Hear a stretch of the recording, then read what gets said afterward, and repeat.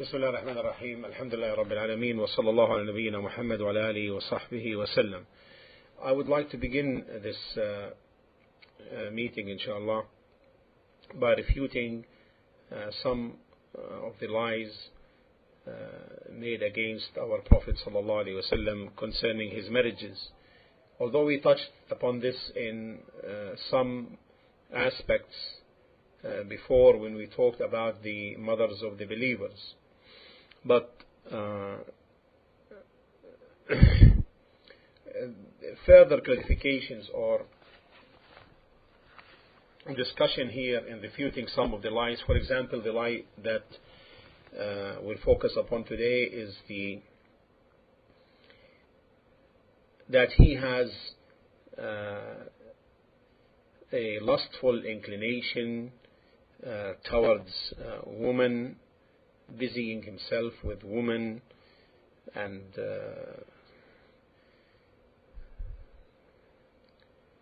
there is no doubt that anyone who knows the life of the Prophet ﷺ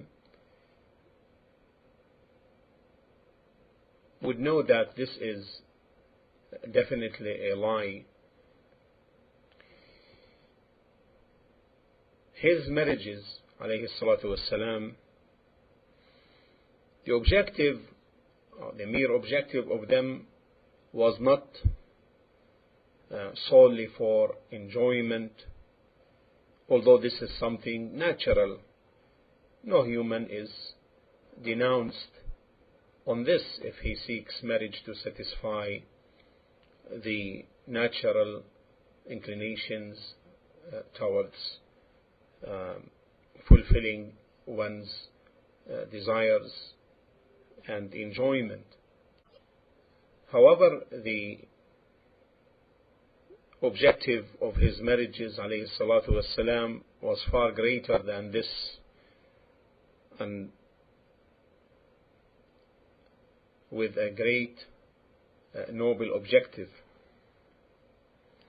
He sallallahu alayhi wasallam intended by having these marriages is to invite to Allah, and also to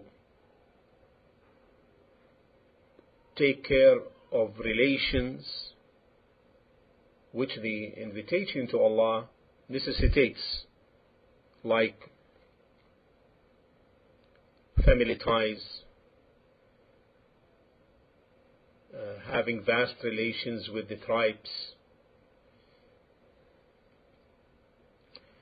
to spread the call to Islam.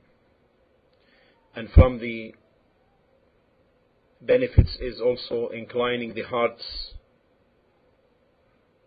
and taking care of the orphans and taking care of the widows and teaching the women the methods of their religion and many other benefits. And also from that is the objective of relating the conditions of the Prophet ﷺ inside his home and outside his home. And from this, therefore, we know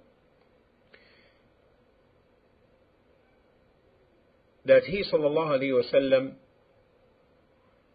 did not marry a virgin except one, and that was Aisha radiyallahu anha.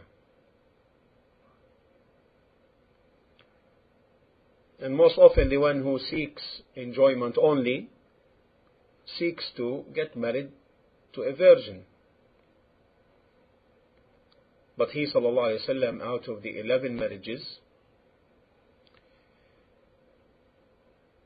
Aisha was the only virgin amongst them. Second, he did not take more than one wife except after the death of Khadija radiyallahu anha. And then he was around 50 years old and anyone who seeks enjoyment and lust normally marries or gets married before this age in general.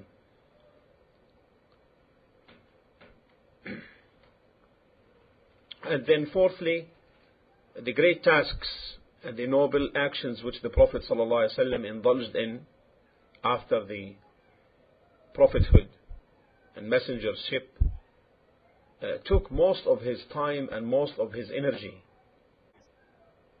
He was a caller to Allah alayhi salatu wassalam, and he was a mujahid, and he was a teacher, and he was a judge, and he was a ruler, and he was a worshipper.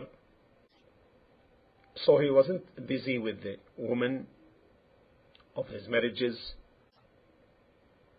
compromising all of these tasks. And fifthly, having more than one wife, it's not a defect to the prophethood. And the prophets before him sallallahu alaihi wasallam had more than one wife. Ibrahim alayhi salatu wasalam married Sarah, then Hajar, and Yaqub alayhi salam had 4 wives, and Dawood alayhi salam had many more, and Sulaiman alayhi salam. And if one reviews the marriages of the Prophet alayhi salatu wasalam, would be amazed between widows and orphans and old women. Then how could that be? The drive therefore is merely for sexual fulfillment of desires. This is a lie,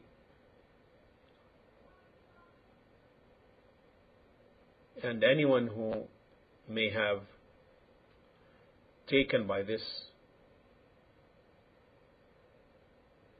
or confused, let him think about it again and acquire knowledge concerning these marriages, which Allah subhanahu wa ta'ala permitted him to do, and it was particular to him alayhi salatu wassalam. And we also call them to listen to the discussion on the wives of the Prophet alayhi salatu wassalam, who were they, and the nature of each marriage. That is open for any fair person who intends and seeks the truth. As to the hater and bigoted haters, we tell them, give it a try.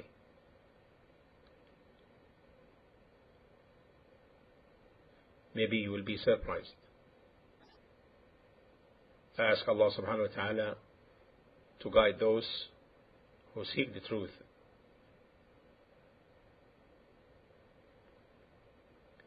to His path, and to make things clear to them. Walhamdulillah Rabbil Alameen, wa sallallahu ala nabiyyina Muhammad wa ala alihi wa sahbihi wa sallama tasliman kathira.